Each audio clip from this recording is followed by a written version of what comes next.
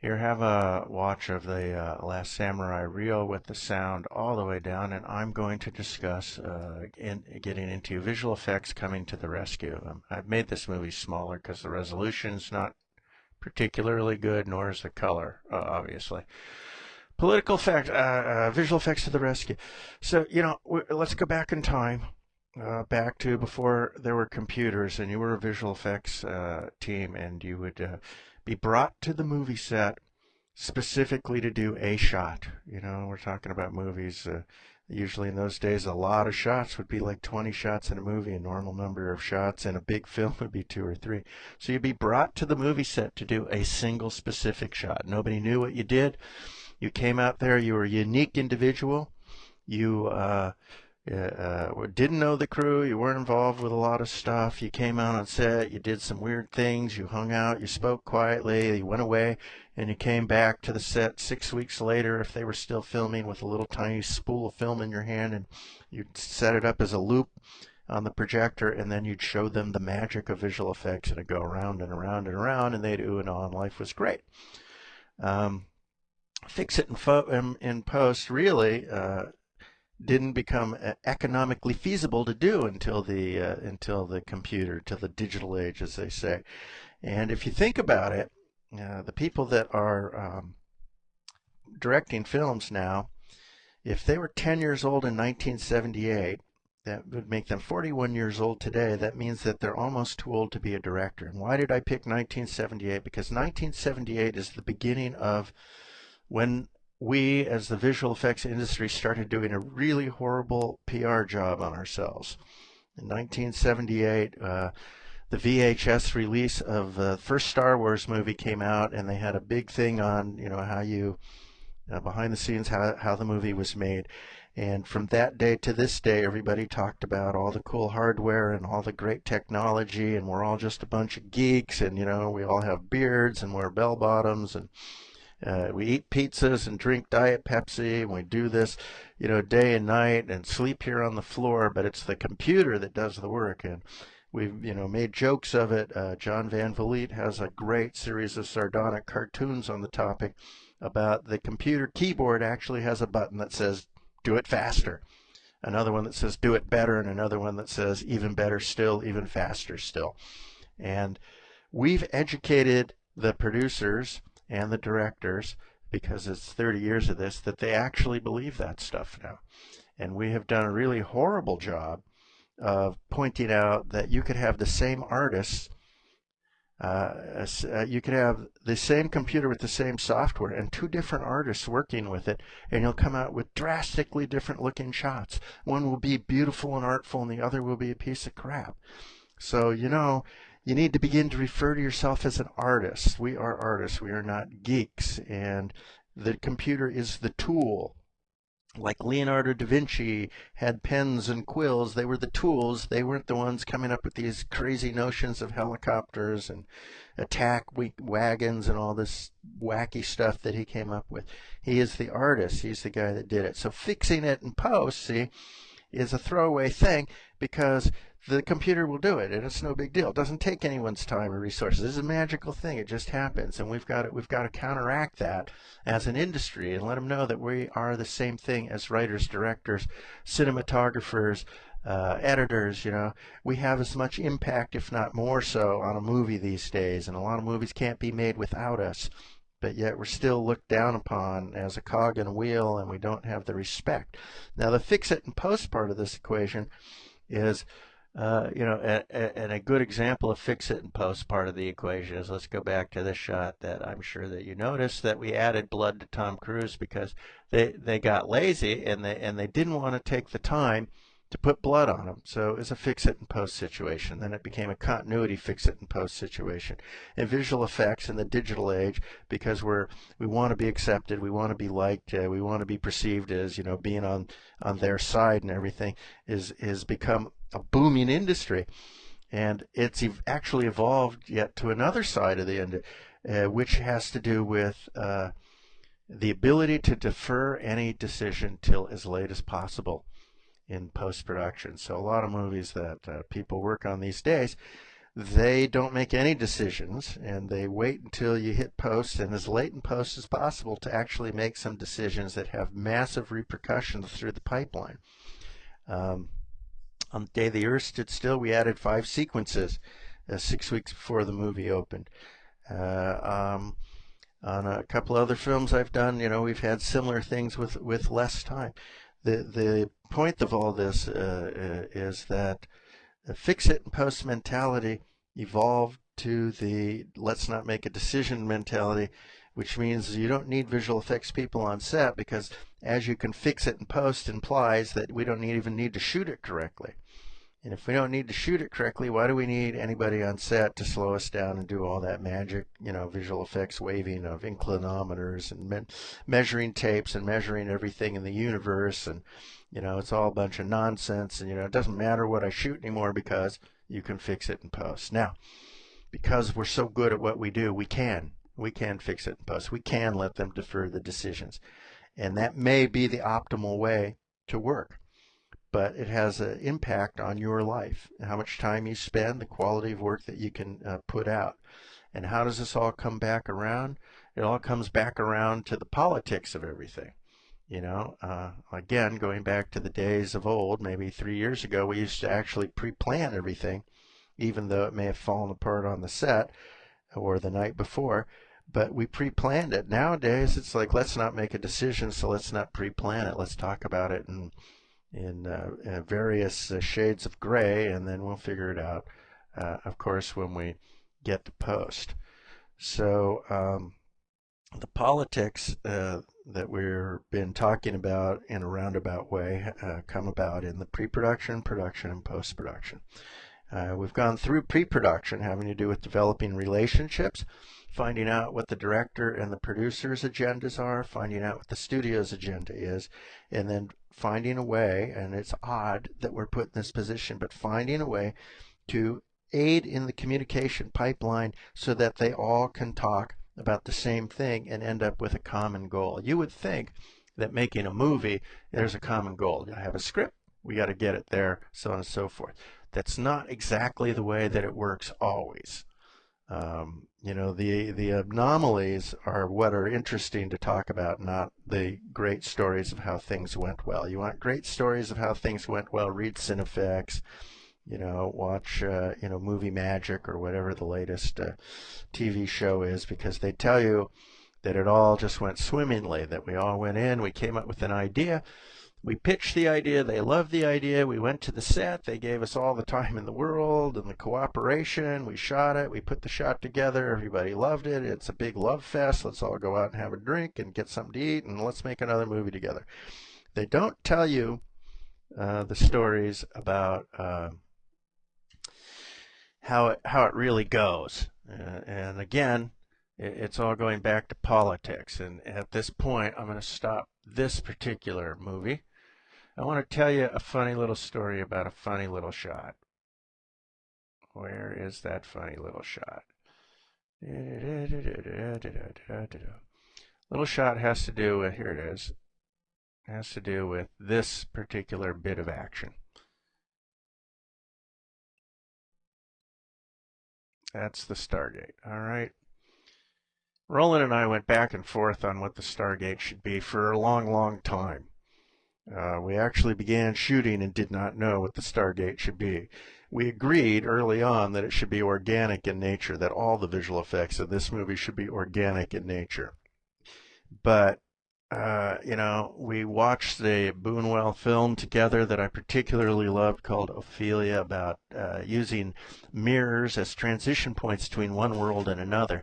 And I finally convinced Roland that this is what we should do. So we made this surface that you could see here, and we thought it was all over. And we put the film together, and it needed an event for the Stargate to open. And I tried a lot of different things, and Roland was very unhappy with most of what I tried. And I had a great relationship with him at this time, and with Dean Devlin and the whole team. And it was eroding rapidly because I couldn't deliver this, this what has become the signature effect. The way the signature effect came about, it came about from fooling around. It came out about from pure frustration. What you don't know, or you do know, depending if you read Cinefex, is that this is actually a 3 foot by deep by 3 foot in diameter clear plexiglass tube. And excuse me, we were trying a bunch of different things. Nothing worked, and it was a Sunday. And so, I thought it would be hysterically funny to fill this tube up with sparkless water and throw a lot of iced tea instant mix in there, and just start fooling around with it. You get a little crazies from time to time. My DP at the time was David Stump, and Tom Bolin was my visual effects producer. And we got there, and we were having a good old time. We filled it up, we turned it into iced tea. We started to make a mess, so we were shooting in a garage, so we had to move it outdoors. And then the sunlight was twinkling through it, and I got David to put a video camera on it, and we do it. And then we thought, it'd be really kind of funny is we found a power drill. And we took the power drill and we attached a 2x4 to it, and then we stuck the power drill in there. And this thing back here, that's the same thing as the front, and the power drill stuck in it, spinning the water so fast it formed this cone. And so we shot that, and we took the footage. I went running over to Roland, and I showed Roland the footage, and he was like, "Yeah, this is very good, but I need something more explosive and all this stuff." And so from fooling around, we came up with half the issue. The other half came about because we tried several other things and couldn't figure it out. So what we decided to do is, as it was the end of the day, I got this air mortar, which, if you don't know what that is, it's a device that fires a lot of air, like an explosion, and we put it through this tube and put it right over the tube of water, and figured, well, I'm going to make a mess here. Might as well film it. So I shot it on film at 120 frames a second, as fast as we could go. And so I'm playing the clip backwards so that you can see that this is what it is. So what you're seeing here as air here was actually water, and what you're seeing here as water was actually air. And that's how we came up with this. Again, just through fooling around.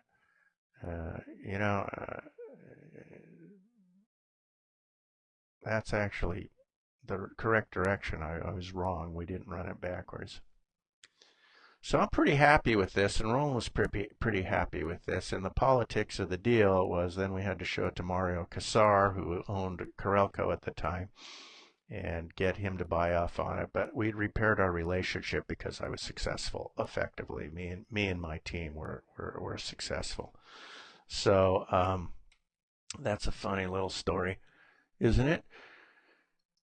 So getting into some of the politics is like on some of the Renny Harlin movies where I kind of cut my teeth on politics, where Renny wants to do something and the studio doesn't want you to do it, and they place you in the center because they think that you have a great relationship with the director. Renny has a saying, something that I really like because it's always fun, and that is, if you build it, is it on this reel? Yeah. If you build it, let's blow it up. Okay. So I'll play this little sequence for you, and be sure to turn the sound down. I learned. So if you build it, we blow it up. Well, the studio doesn't want to blow everything up. And I convinced Renny, and I thought it was a big joke, that we blew up the ships in Cutthroat Island, but Renny wanted to blow it up because he didn't want the next film coming in to have the same props that he had, and he paid to build them. Here's a case in this movie where we had to blow up this bridge. And, it was a big political deal, and I became the go-between between Renny and the studio to get to blow it up. Not that Renny perceived any of this, and it's like he wasn't not going to blow it up anyway, so it's just a matter of filming it. What's really interesting about this particular sequence is that it's another one of those on-set instances where something horrible had happened. You can't see me right now, but I'm actually completely tangled up in the chair with the microphone and the headphones and all that stuff. So You may hear struggling going on. That's what's going on. So let me tell you a little story about this sequence. There's a bunch of little stories about this sequence, all coming back to not just regular politics, but relationship politics with communities. It's a pretty big sequence. It's the climax of the film. The film was shot by Guillermo Navarro, who is a wonderful DP as well. And so here's the deal. We're really into production failure discussion now. So the story point is the truck has to crash through the wall, right, and then slide on the ice, smashing through the villain's car out to the middle of this bridge, and then a whole lot of action takes place, and then the tanker, which contains a new kind of explosive, blows up and destroys the bridge. And the bridge had to be the Rainbow Bridge between America and Canada and at Niagara Falls. And a Friday night, because this whole movie was shot at night, it's Friday night at lunch, which happens around 1 o'clock in the morning, the special effects guys came and told me that we can't shoot on the bridge, because if we shoot on the bridge and do any damage on the bridge, for every day that they can't open this bit of highway, we owe them $1 million. Now, that what you don't know is we rented a piece of highway in Canada that they were building, and it wasn't open yet. They were going to open it right after we were finished with it, and I was going to take the highway and basically put it on the bridge. So here's the sequence, and can you imagine us not doing any damage to the bridge? So I said to the guy, well, we got to tell the producers and Rennie right away, and he was like, well, actually, no, I think you got to tell them. I ain't going to tell them. So I immediately went over to Rennie, and we talked about the fact that we're supposed to be shooting this bridge like starting, I believe, the next night, Saturday night. And now we can't go there. Big meeting, a lot of politics, and I need the special effects guys. If the special effects guys don't do their job, that means the visual effects budget's going to balloon. So I can't afford to upset them. I need the director. I need everybody. So it became a very dicey political situation. Your first inclination, of course, is to have a heart attack and just go, oh, God, what are you guys doing? How you can't do this? I've learned through the vastness of my career that negativity doesn't play well. What does play well is solutions, and realistic solutions. And when you're offering up a solution, the solution has to have the realistic counterpoints brought into it, but in a positive way. You don't want to be, thought of as a negative. So we decided that this would all become a third scale miniature shot in a parking lot. So that was easy to take off the plate, just increase the visual effects budget by X number of dollars. This, by the way, here is the full scale truck that was rigged to slide and crash into the car and was supposed to slide out onto that highway. But instead, we just did this again in a parking lot. Real. The only difference is that now this is a parking lot, and this is the piece of highway. This is all land that we painted out, and then this is a plate of Niagara Falls that we put into this. And it was a big deal. I got to tell you, the first time that they tried this thing too, right over here was a pickup truck welded to it, and all the cameras were right over here. And we had, I forget, I think it was like 7 or 8 cameras along there. And the problem was the pickup truck couldn't steer the truck in this mode. So as we were filming and it's sliding along past all the line of cameras right here, you were seeing DPs yanked out of harm's way as the truck took out all of our cameras. And it was a great moment on set, because Rennie goes, that's a cut and more than likely a wrap. And one of the camera operators goes, Rennie, I've got a truck in my gate. And we had to figure out how to shoot with no more cameras. So we came back the next night with a whole brand new set of cameras. By the way, it was 38 below zero and in a blizzard going on right here to add to our problems. So the problems kept escalating and multiplying. So this is on a stretch of highway made to look like the bridge that it goes on to.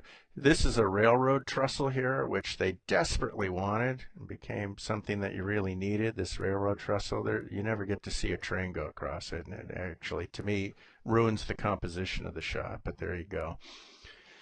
So, practical effects going on. Niagara Falls is dropped in behind all these shots. Later, helicopters dropped in, all this stuff going on a highway that we can't damage. So it was all done in parking lots. Became a big visual effects extravaganza. The toll booth at the end, which let me scroll back and show you the toll booth because it plays a significant part in this. The toll booth, which is down there, which is supposed to be America, we built. And then because we built it, it gave us the opportunity to fix the rest of the movie, which is move it to a rock quarry where we could do this lovely explosion, which is coming up. And so we did this explosion in Canada. I'm going to show you the explosion now. That's not it. That's a miniature. This is the explosion. All right. This angle is the explosion as well, same explosion. So let me identify some of these elements to here. So this is because we couldn't blow up the real bridge.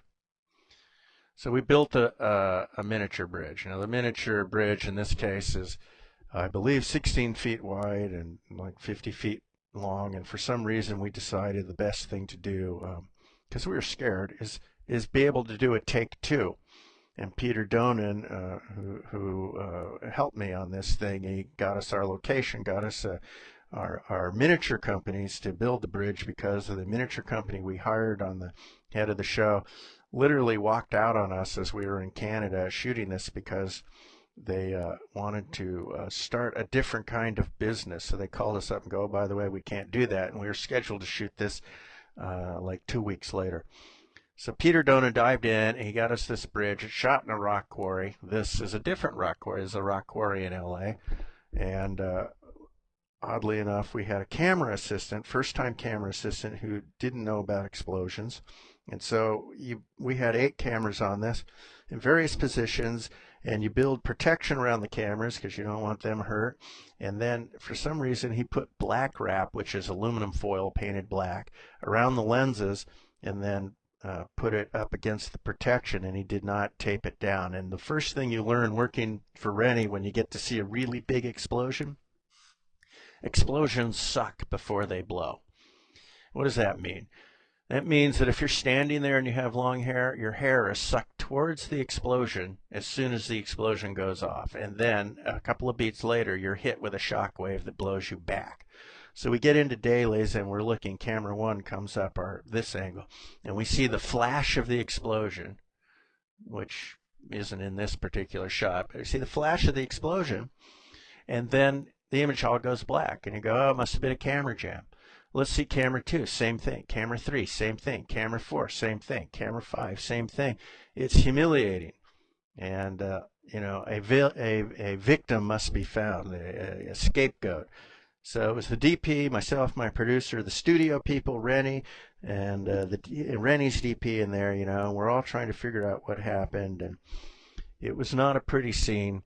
Fortunately, I was able to say, well, we have another bridge standing by, and we can shoot it tonight. So we'll find out what went wrong, and we'll fix all this. What went wrong is he didn't tape the black wrap down. So when the explosion sucked, it pulled the black foil towards the explosion. And then when it blew, it flattened it against every lens. So that was a very interesting experience for that guy, who did not get fired, by the way. So anyway, then we moved the toll booth. This is in a rock quarry in Canada. And this explosion you're seeing behind this shot, and that explosion, and not this explosion here. This is all shot as a separate pass, and a whole other bunch of stories about that aren't worth going into. But this explosion, real car, real toll booth, real explosion, real fireworky things. So you can imagine this explosion was huge. So we shot it in a rock quarry in Canada, and as you always do, you go out and you notice all the communities about what's going to happen, and you end up that you have to stop blowing things up at a certain hour of the night, and so on and so forth. So it took forever to set this shot up, and we only had one shot at the explosion before our curfew came, and for some reason, I guess because it's Canada, it was a cloudy night. This explosion was a little bit bigger than people thought it was going to be, and as a result of that, by the way, the car wasn't in this part, but as a result of this explosion, a lot of complaints got filed against the movie, and the movie was shut down the next day. Complaints such as 5,000 chickens died from the sound wave. Rocks landed on cars 12 miles away. A woman went into labor because of the sound, and apparently the Richter scales in Canada registered it as like a 4-point something earthquake. And anyways, it was a big deal. It was a very, very big deal. So then we all had to appear in front of the town council meeting and do the whole thing. And the gist is that yes, we were allowed to continue shooting, but these were shot there, these two cars, which are separate elements, but we weren't allowed to do any explosions. So these are fiberglass car bodies lit on fire and launched from the top of the cliff and filmed, as are all the flying cars in a wide shot are like that. Now we end up with this explosion, which is a very interesting explosion. It was shot at the Mojave Airport in the desert.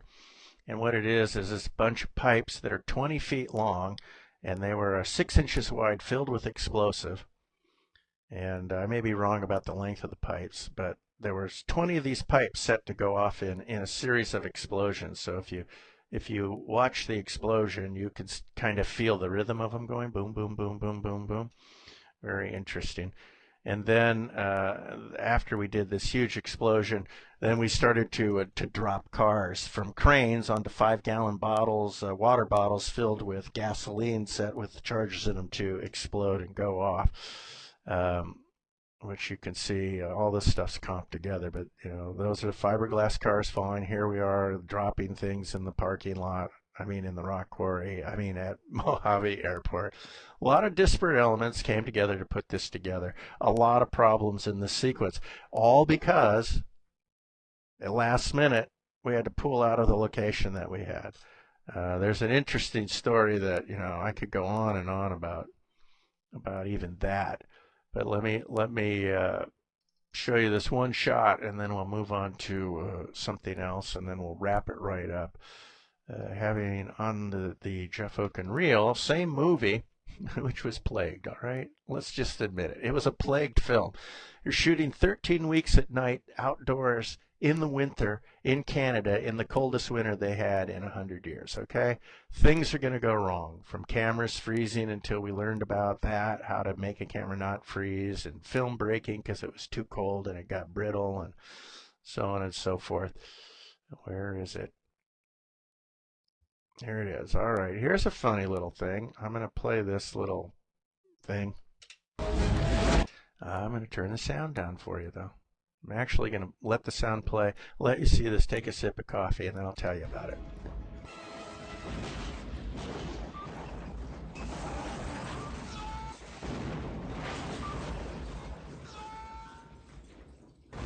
All right, another fun sequence from the makers of Die Hard 2, Renny Harlin, and his crack team of if we build it, we might as well blow it up. This hotel is the second hotel that we had. We booked the first hotel way out north of Toronto, and these explosions have to happen, and the explosions make the hotel catch fire, and then the hotel burns down, and through that, the star of the movie, Geena Davis, has to go and kill all these people and get her daughter back, and unbeknownst to her, Sam Jackson, the other star of the movie, is covering her back, and so on and so forth. Problem is that we went out to the hotel that we were going to shoot this in, and as you do, well, what happens if there's a fire? How are you going to do it safely? So on and so forth. And we had it all worked out. And then we have all these scenes to shoot in the woods beforehand. And then So first night, we don't make it to the hotel. Second night, not in the hotel. Third night, not in the hotel. We're all shooting in the woods doing all these scenes. And then fourth night at lunch, we're supposed to lunch again at 1 o'clock in the morning. After lunch, we're supposed to actually get to this stuff in the hotel and start shooting on it. So we come back from lunch. Rennie has one more setup to shoot up in the woods, and we're shooting away. And we look back at the hotel, and the hotel is on fire. And it's a historical landmark called the Windermere, and it burns to the ground. And it burns to the ground because of the way it was constructed, because it was winter, because the lakes were frozen and the water in our hoses, had froze inside the hoses from when we tested them earlier in the night, and it froze too quick because the Canadian government was on strike and didn't salt the roads, so the fire department couldn't get up this icy hill, this, just, calamity after calamity. So again, another cancellation of shooting, and then we find an alternate hotel, and then we, go about doing our business here. And this time we shot it, and we didn't burn the hotel down, and everything went really well. Um, More visual effects as fix-it work. Now this, so this shot was shot in the same rock quarry as where we did the explosion of the toll bridge. All this stuff shot by me and Jonathan Taylor, my visual effects DP, and a really talented guy. This is shot at the hotel we use. This is on set, back to the hotel. This is a stunt guy being pulled on a wire across it with no explosion, and then comped into the explosion version of it, and it all worked out really well. The politics at this time had become intense because we'd burned down a hotel because of the bridge thing. And, negotiating your way through them, as you can imagine, really became a lot of fun and a lot of challenges.